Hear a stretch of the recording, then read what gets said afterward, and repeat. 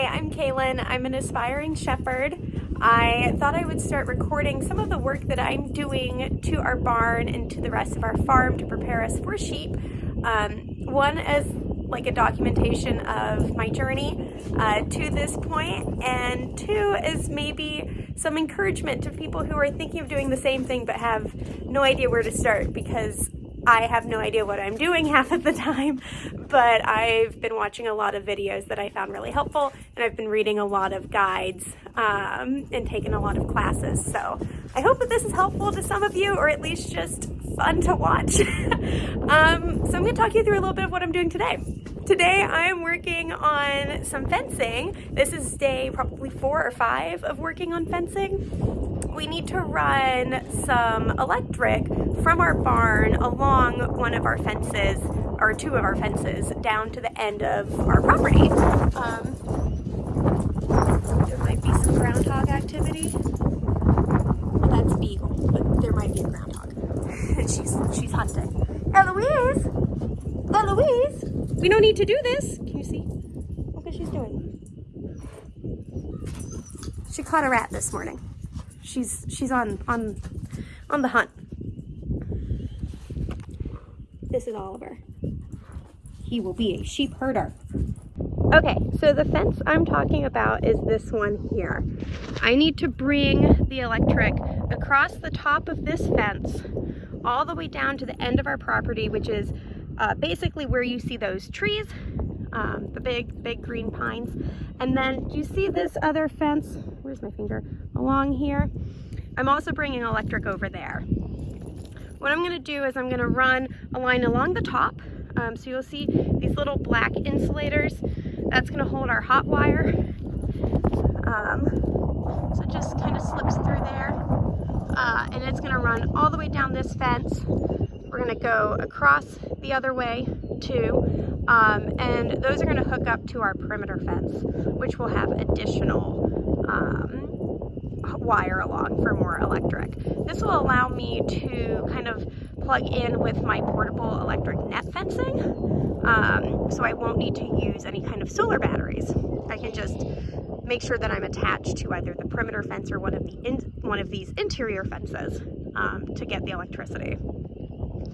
So what I've had to do to get the electricity from the barn is dig this trench. This is 17 feet long, 18 inches deep, and it goes down to the bottom of the barn here, where I am going to be running electric out of. I've got some double insulated wire and some plastic tubing that the wire is going to be fed through to go down this trench, up this post, and then it's going to wrap on to the wire that isn't installed just yet.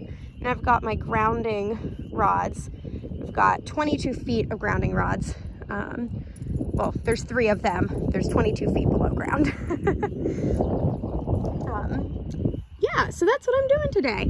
And I unfortunately don't have a tripod, so I can't show you me doing the work, but you will see the finished product, I hope. So this is the Energizer. This is how the fence gets to be electric. So I plug into the outlet here, goes to my Energizer. I put in my ground wire here at the green, my live wire here in the red, and then I connect that to the fence, and then I turn it on. I've already tested this outlet, does work. This turns on. Now I've got to run my wires. So the wire is inside this tube. I actually have 2 wires. I have a live wire and I have a ground wire. Neither of them are hooked up to the Energizer just yet. But you'll see here the live wire coming out of the tube in the bottom, going up the post. And here it's waiting for me to put my electrical wire going down that way. And this here is my ground wire. It's going to connect to this ground post. Then I'm going to have another wire connect from that ground post to this one over here. This will all get cleaned up, and I'll have a 3rd wire go from that post to this one over here. Hi, I'm back. If you can't tell, it's another day. It's actually been 2 days. I got stuck a little bit the other day when I went to strip the coating or the insulation off of the wires and realized that the insulation was too thick for my wire strippers. So I had to wait till this afternoon until I was able to run out to Home Depot to get hopefully a tool that will fix the problem for me. So I went ahead and started running the line. It's gotten all the way down. Do you see that the tree here by the pond? I've got to finish cutting off that one branch, but unfortunately I discovered around that same time I was trying to cut that branch down that my rain boots had a hole in them. So until I can get new rain boots or find a way to get into the pond overflow without completely soaking my feet in the current 30-degree weather, that will pick back up again. All right, super excited because the wire stripper thing I got worked. The terminals are wired. I am gonna go finish up outside before it gets too much darker, and hopefully tomorrow I'll be able to set up the grounding wires and maybe do a little bit more trimming. Hi, as you can tell, it's another day. We had some unexpectedly warm and clear weather today. It was supposed to be a little chilly and raining all day, but it's actually like 70 and pretty sunny. So that's nice. I'm gonna try to finish up what I was working on the other day. As you can tell, I've made quite a bit of progress, but I still have a long way to go. This is the last wire I have left to remove the insulation. I guess I do still have to do the wire that will be running between the ground rods, but at least I can take that inside and do that inside. So I'm hoping to finish this up today. Maybe get down and trim some more tree branches down by the pond. And then we'll see how that goes. But yeah, definitely making some progress. I look absolutely ridiculous. But if this works, I'm gonna feel like an absolutely freaking genius. This branch here is the one I need to take down, and I need to be super careful because if I knock it over in the wrong spot, it'll take my fence down. So wish me luck. So I would call that a success. My trash bag boots worked for about half of it. They failed just as I started cutting into the big branch. You see this branch here, you know, it used to be real tall, had like a tree attached to it. That's what's over here now. Yeah, so I'd say I'm about half a genius. All right, so it's another day here. As you can tell, we made some progress last time I was out here. We got the conductive rope going all the way down to the very far end of our property, down where you see the break in those trees. I started connecting my ground wire to the ground rods, made it through to the second one, but I'm about 3 feet short of wire, so I can't get to the third one. What I've been doing in here is filling some groundhog holes. So there was one here, you might remember that, Eloise created that. That one is now filled. There were a couple over in this stall that I filled. Probably should turn the light on in here, but you can see there's one back in that corner that's filled. That corner is filled. This corner is filled. And then across the way in this stall, this is where a lot of work has to be done, but I've got some time. There was a really big one down here that I filled, and I'm gonna have to start filling in these other areas. This is the big one. I think I'm gonna grab my shop vac so I can pick up all these like styrofoam insulation pieces. Eloise's lead can't reach the barn. We're quite upset. But that's what I'm working on today. A couple days ago, I had 3 tons of gravel delivered. It was a little anticlimactic. I thought the pile would be a lot bigger.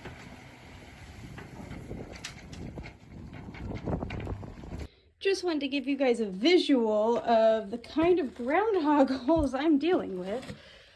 Look at this thing. It is humongous. It goes way down there. It joined up to the one that Eloise was digging, you know, right here.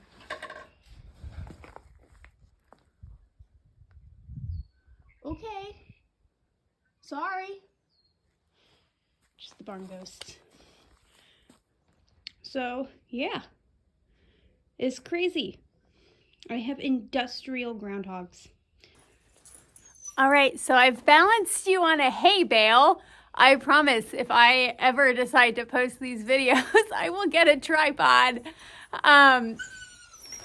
But I hope that maybe you'll be able to see how I fill the groundhog holes. I don't think it's very exciting, but if I ever have to do this again, I want to remember how I do it. So the rocks I was showing you earlier, just got them. I'm going to throw them in here, basically as far as I can get them down there, until I can't get any more in there.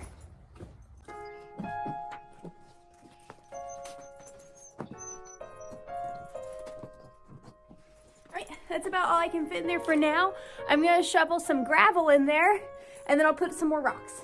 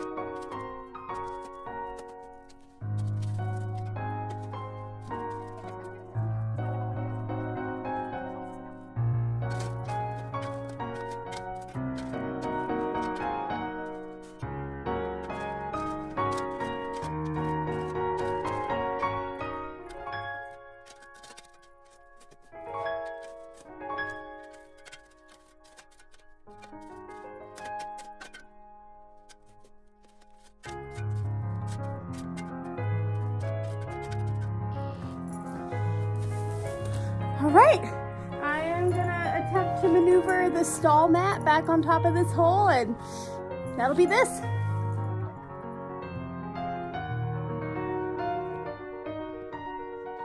All right, the stall mat is in. I'm just gonna try to level some things out a bit.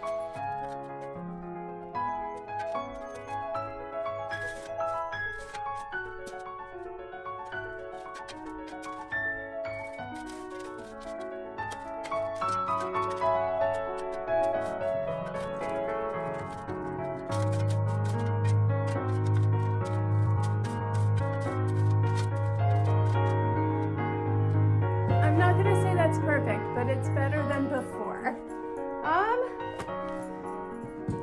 Well, that's this stall.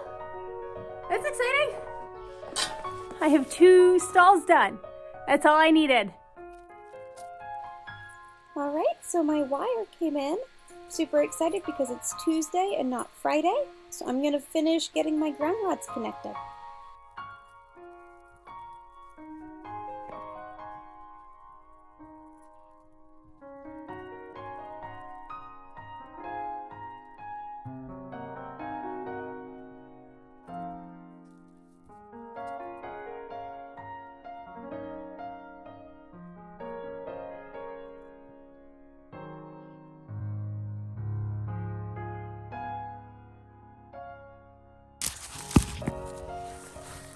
You fell over. Sorry about that.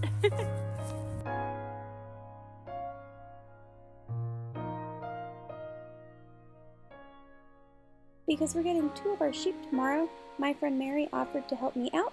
So she's gonna fill in the trench from the wires, and I'm gonna start setting up the fencing.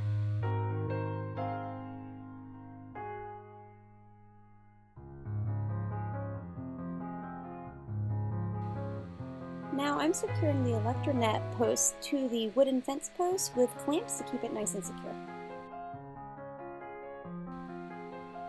And And now Mary is spreading some straw in the stalls so that the sheep have warm and cozy bedding.